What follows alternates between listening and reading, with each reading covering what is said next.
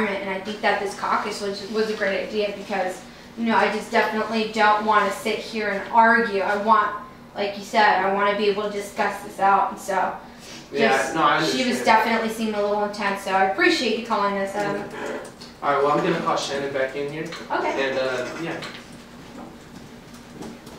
Intermission.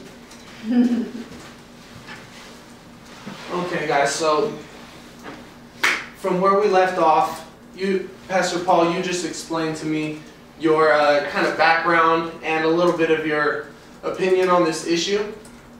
I wanted to kind of reiterate some of your points. From my understanding, you were saying that you're saying that these abuse allegations are completely false.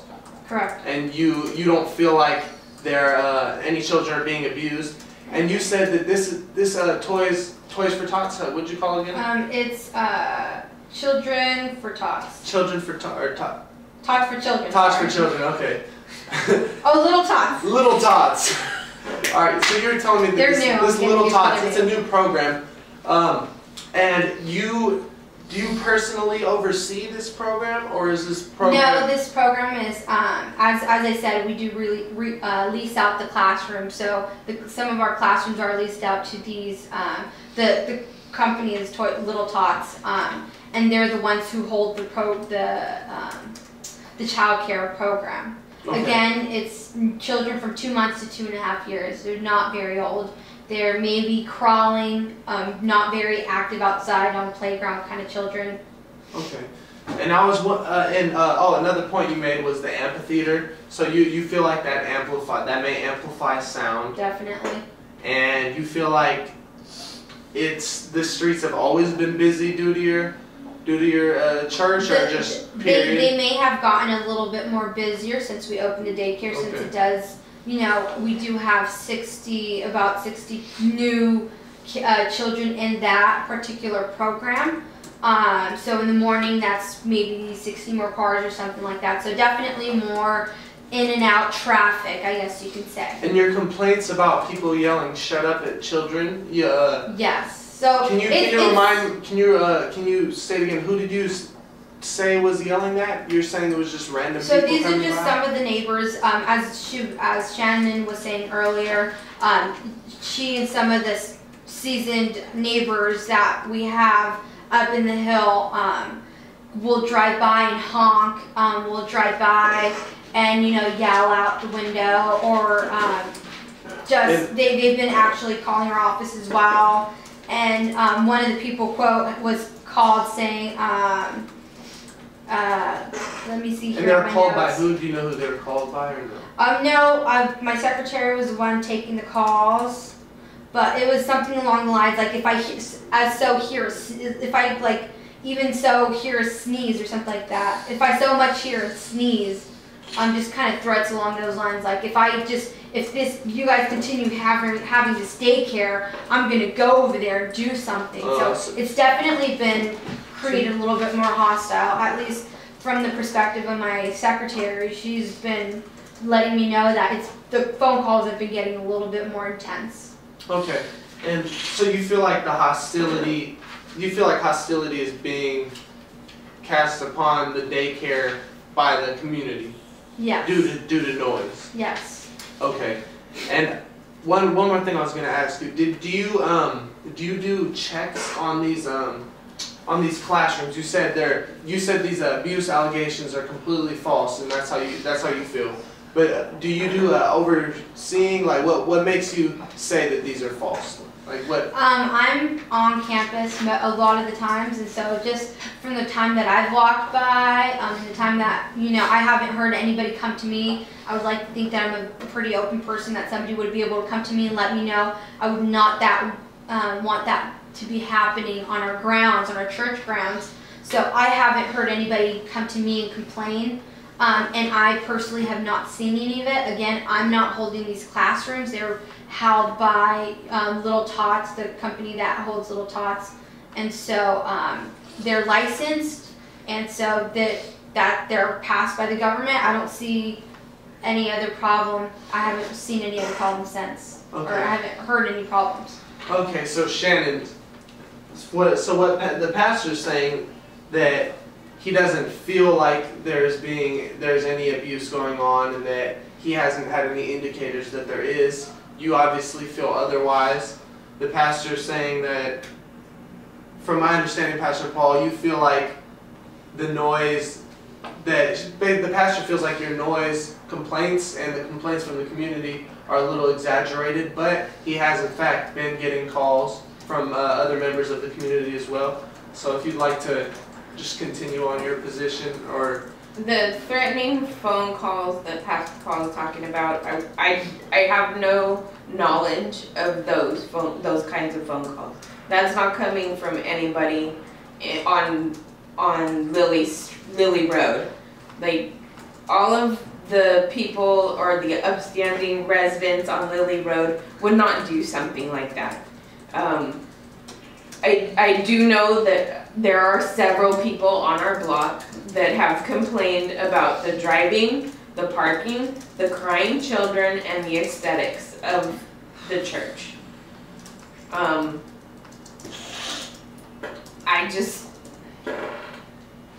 I need it to be fixed. I need it to be looked at, and I need to know for sure that the children are being taken care of.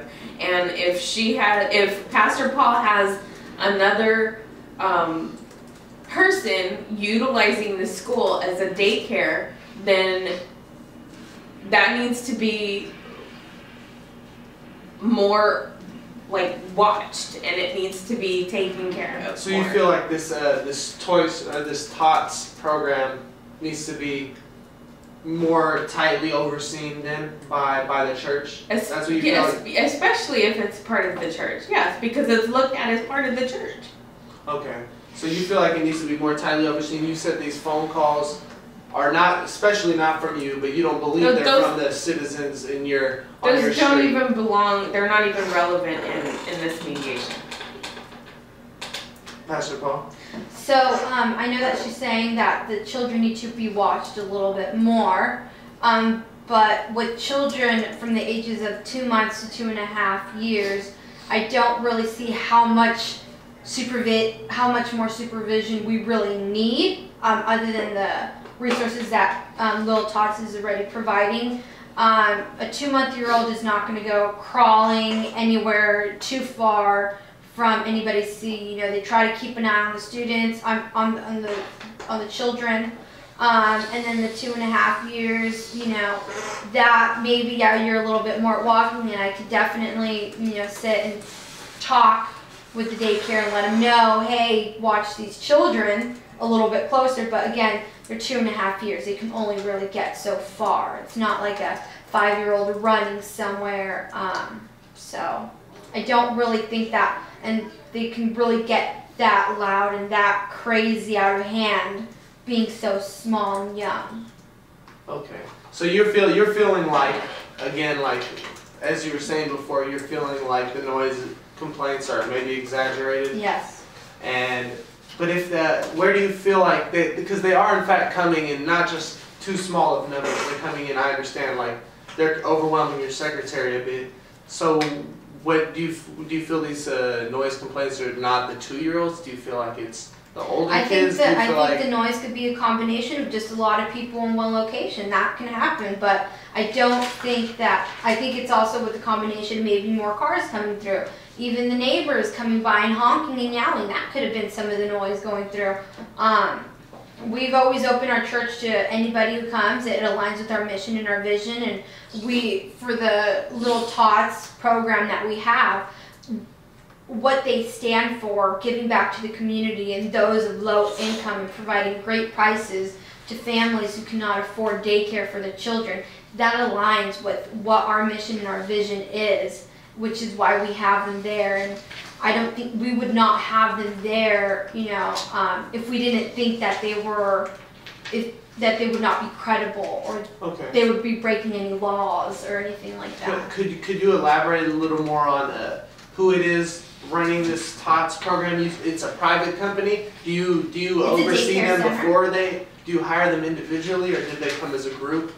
So it's a program that comes, you know, you got a couple representatives saying, hey, this is what we stand for. We're the Little Tots School of Children, or Little Tots, and we provide daycare for working families who need daycare for their children.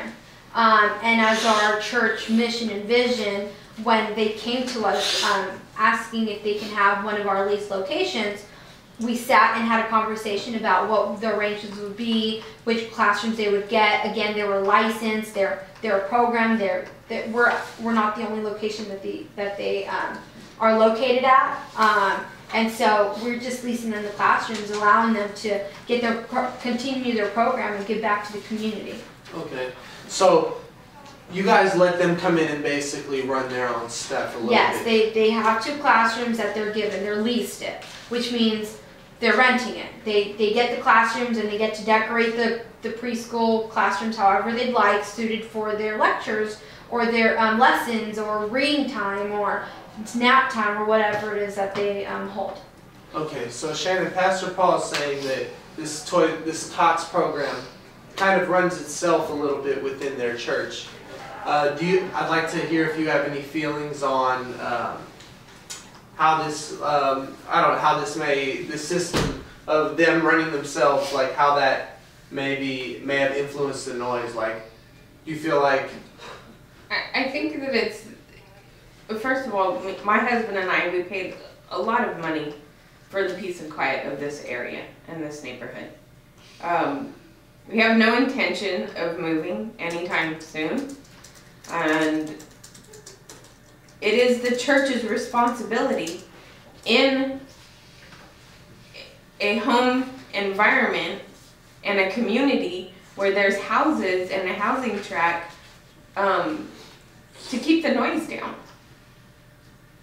I don't know how they need to do it, but it cannot continue the way it has.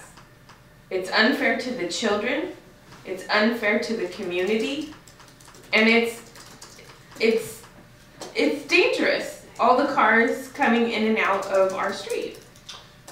Could you explain to me? I understand that you feel that this the daycare program is dangerous because of the way it's being run. You feel, but can you elaborate on the on indicators of abuse? Because I noticed you spoke of those earlier.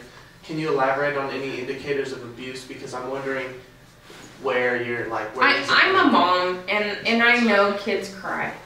Mm-hmm. I know kids wail. I know they get upset. I know that they miss their parents. As an attorney, me and my husband have both decided to, take time off of work so that we didn't have to send our child to daycare. And I know that, unfortunately, for other families, it's not possible. But I've heard kids screaming and crying the whole time, and it doesn't seem like it stops. Okay. So basically the loudness and intensity of the screaming and crying is what indicates abuse to you?